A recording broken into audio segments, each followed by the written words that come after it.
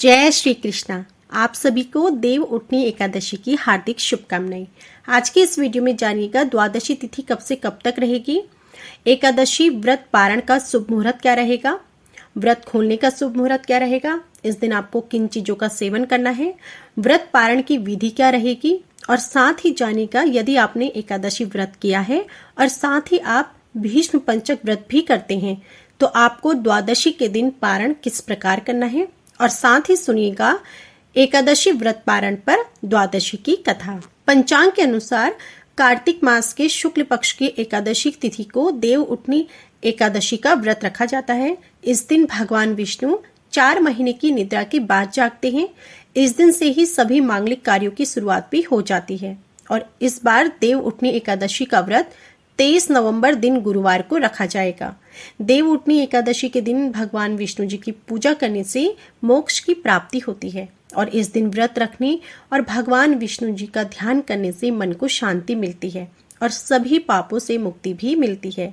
तो आइए सबसे पहले जानते हैं तिथि और शुभ मुहूर्त। देव उठान या प्रबोधिनी एकादशी का व्रत 23 नवंबर दिन गुरुवार को रखा जाएगा। एकादशी तिथि प्रारंभ होगी 22 नवंबर दिन बुधवार को रात 11:05 से। एकादशी तिथि का समापन होगा 23 नवंबर दिन गुरुवार को रात 9:02। द्वादशी तिथि प्रारंभ होगी 23 नवंबर दिन गुरुवार को रात 9:03 से। द्वादशी तिथि का समापन होगा 24 नवंबर दिन शुक्रवार को शाम 7:07 तक। इस दिन ब्रह्म मुहूर्त रहेगा सुबह 5:14 से 6:02 तक। सूर्योदय रहेगा सुबह 6:50 पर। सूर्य अस्त होगा शाम को 5:36 पर। सिद्ध योग रहेगा सुबह 9:05 तक और हरिवासर समाप्त होगा 24 नवंबर दिन शुक्रवार को सुबह 2:30 तक। राहु काल का समय जान लीजिए जो सुबह 10:30 से 12 बजे तक रहेगा। व्रत पारण की तिथि और शुभ मुहूर्त जान लीजिए। 24 नवंबर दिन शुक्रवार को सुबह 6:51 से 9:05 तक आपको अपना उपवास खोल लेना है। ये पारण का शुभ मुहूर्त है। अब जानिए कि देव उठनी एकादशी का पारण कैसे करें। देव उठनी एकादशी के अगले दिन यानी कि द्वादशी तिथि पर सबसे पहले सुबह उठकर स्नान करें और भगवान विष्णु जी का ध्यान करें। फिर भगवान विष्णु जी के समक्ष घी का दीपक जलाएं और फिर उसके बाद भगवान विष्णु जी को भोग लगाएं। भोग में तुलसी अवश्य डालें। वहीं अपने व्रत का भी सुबह के समय फलाहार के साथ आप पारण करें। देव उठनी एकादशी का पारण आप फलाहार के साथ कर सकते हैं।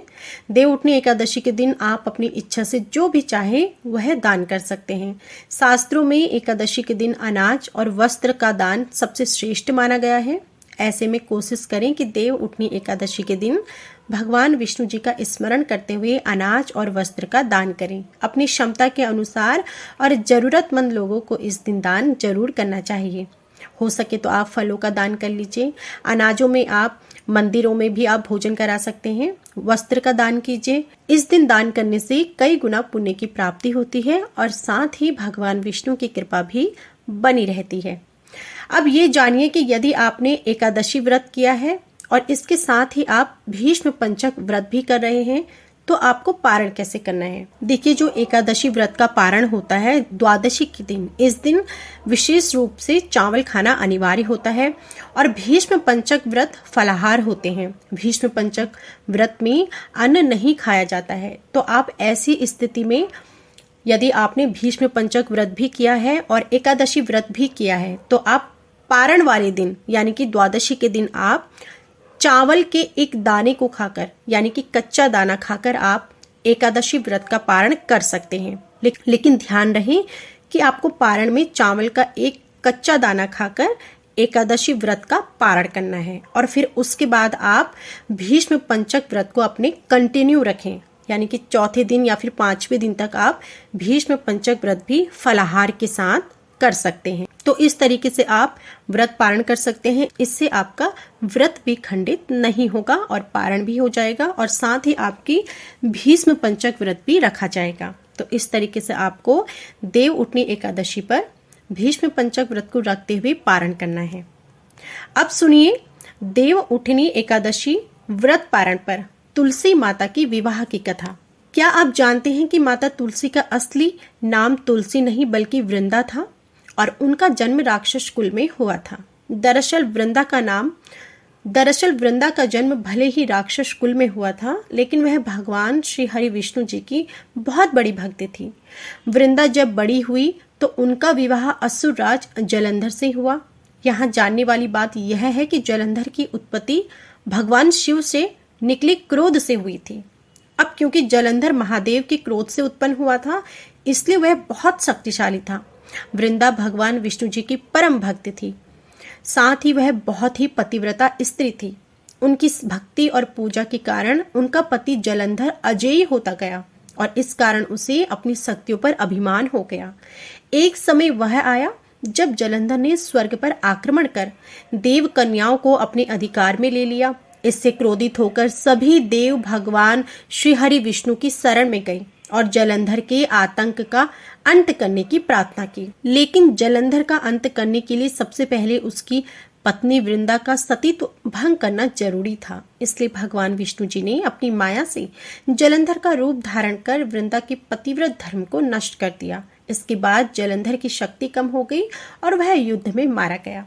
जब वृंदा को श्री हरि के इस छल का पता चला तो उन्होंने भगवान विष्णु से कहा कि हे नाथ, मैंने तो आजीवन आपकी आराधना की है और आप मेरे साथ ऐसा कैसे कर सकते हैं। श्री हरि के पास इस सवाल का कोई जवाब नहीं था।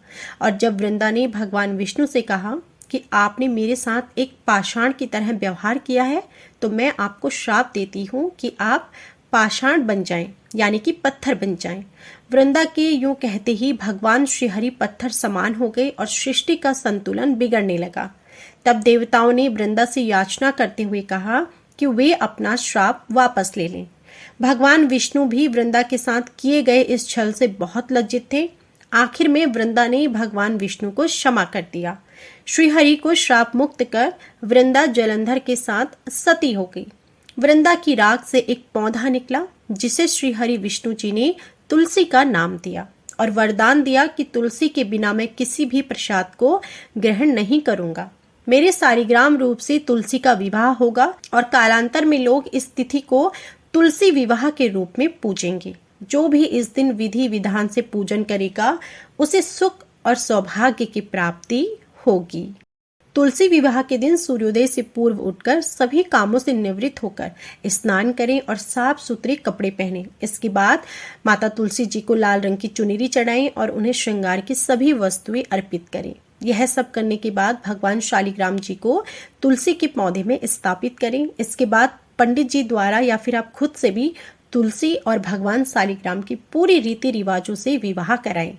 विवाह के समय पुरुष के हाथ में भगवान शालिग्राम और स्त्री के हाथ में माता तुलसी जी को देकर 7 फेरे कराने चाहिए और विवाह संपन्न होने के बाद तुलसी जी की आरती जरूर करें।